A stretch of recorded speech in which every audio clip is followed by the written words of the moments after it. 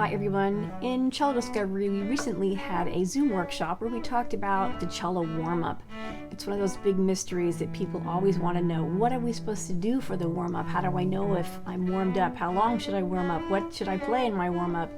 So it's a constant question, and we talked through this a little bit in a workshop, and I thought, well, maybe I'll share this on YouTube because I think it's an important piece of information to add to your collection of skills as you are starting out learning how to play the cello. So I think the first biggest misconception about the warm-up is that everybody thinks there's this magic thing that us professionals know about the warm-up that others don't know. Like what is the secret to warming up that's going to make me a better player?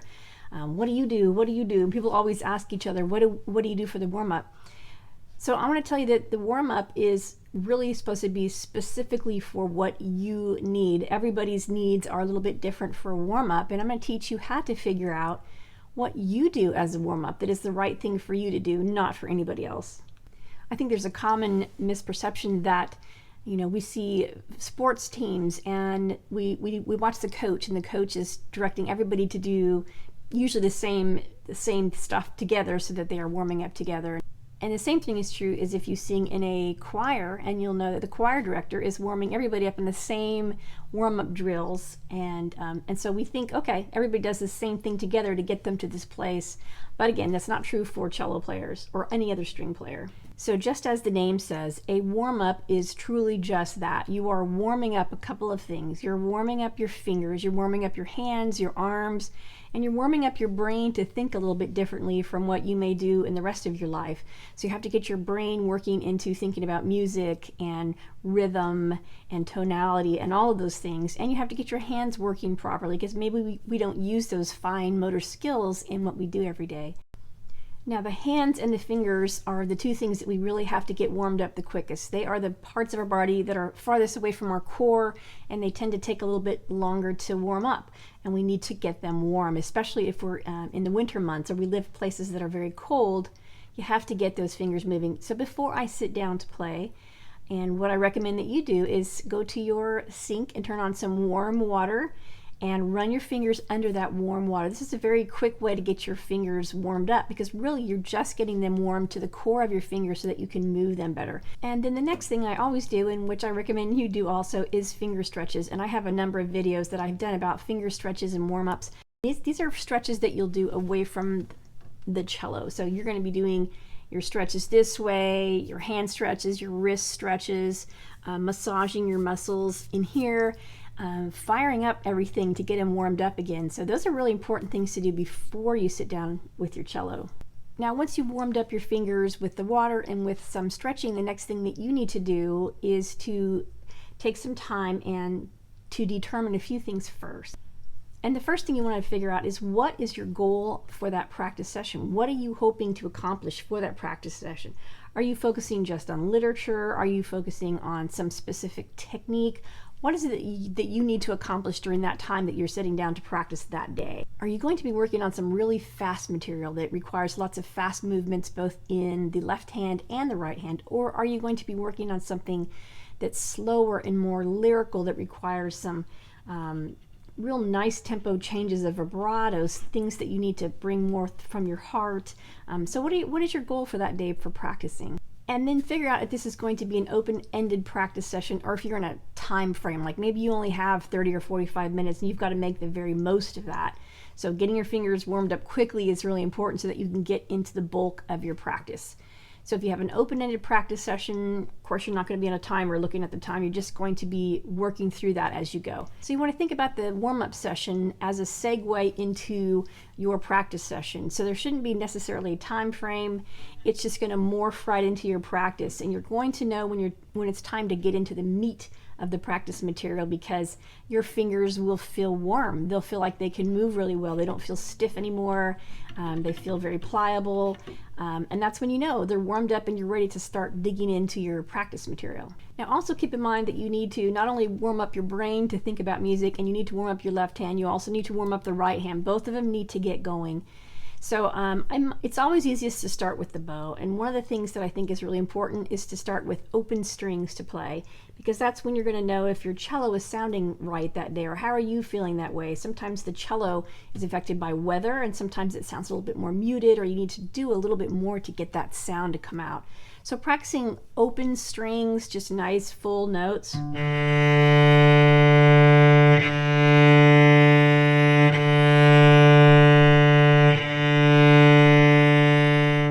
Thinking about really rounded movements, see what your cello is how it's going to speak today, how it wants to talk to you today, and get a feel for how your arm feels. Does your arm feel really stiff that day? Maybe your bow changes are going to feel a little bit awkward, and you have to work a little harder to get that real circular connected sound on your open bow strings, your open bow strokes.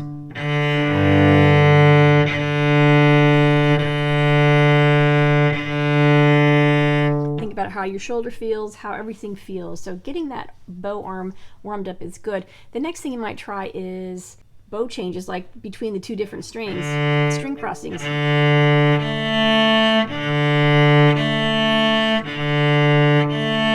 then maybe slurred.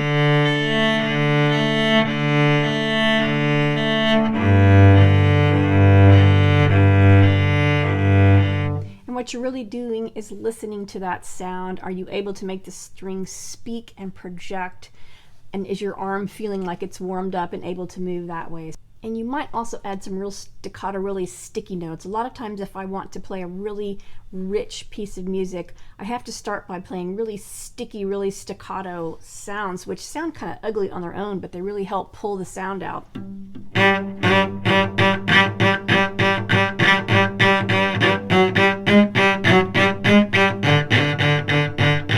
So something like that makes you just grab the string a whole lot, make a really sticky sound, and get that tone warmed up a little bit inside of you and inside of your bow arm. And then the next thing you want to do is warm up your left hand. Now there's a million different things that you can do with your left hand, but again, it's more about getting that hand warmed up. You're simply getting your hand warmed up, and the best way that you can get that is the way that you need to get your hand warmed up. There's a lot of different studies. There's the Kosman studies. There's a lot of different finger articulation books out there, but you don't need to necessarily do a big page, because there's a lot of stuff in those warm-up activities that put a lot of stress in your hand, and you don't want to start your practice session with a lot of stress in your hand from all these finger drills that a lot of these books do. But picking out one that you like, that you feel like is a good one, like you just might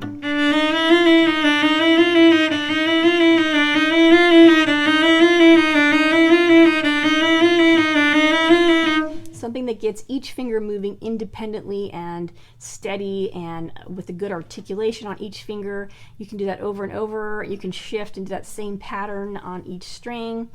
Now you might be doing something that requires a lot of shifting, and so you're going to want to get that arm shifting and moving and finding the freedom of the shift. So you can just do some random shifts, you know.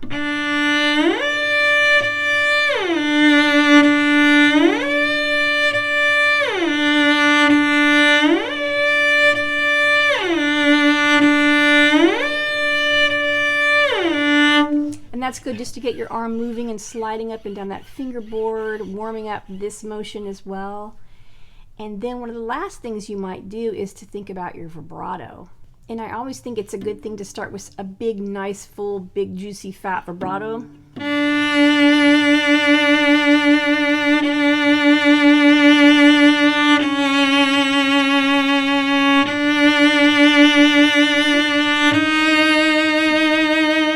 Something that's going to get that finger moving. You can even go slower. And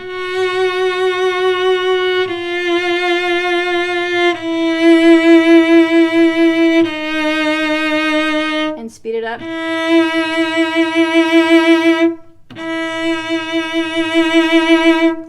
Just something that's going to get that finger moving. And you can also feel the fingertips. The fingertips finally start to get a little bit of additional sensation in them, because you have calluses at the tip of your fingers, and you need to get blood moving into the calluses, and it just takes a little bit of time to play.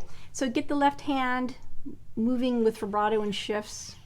So that's the bulk of it. Get the right hand warmed up, get the bow hand moving different ways, get your left hand fingers moving independently, get some shifts going, and then get some vibrato going. And you're going to feel when your fingers feel warm to the core. And the whole time, sorry, I want to mention, you just really want to stretch between. Like after you do shifting, do some more stretching. After you do vibrato, do some more stretching. It's just very important to keep your hands flexible as you're warming them up. And then you're going to feel like, okay, I can take on the world now, and you can jump into the music that you're practicing, just straight into it. And that might mean scales at that point. I don't consider scales part of a warm-up because I really think that scales are part of your technical skills that you're working on. You can do all kinds of different rhythms with the left hand and the bow hand. That's really part of your practice. That's what you're honing in some skills with your scales. And so I don't consider scales necessarily part of the warm-up, because the scales that you're going to pick to work on are going to be the scales that are related to the keys of the piece that you're playing in. So think about scales more that way. It's part of your practice. It's the thing that's going to make you better. So that's part of your practice, not the warm-up. The warm-up is simply just to get you warmed up, get your hands warmed up, your arms warmed up, and your brain warmed up. So take a little stress off of knowing what is the right and the perfect warm-up, because remember, the warm-up is reflective of what you need during that warm-up session, and it's also reflective of what you need to do to get your body and your hands simply warmed up. And if you're looking for some good information as to how to learn to play the cello as a beginning or intermediate level cellist, feel free to take a look at cellodiscovery.com. There's a whole lot in there to help you on your quest to learn the cello. Thanks for watching.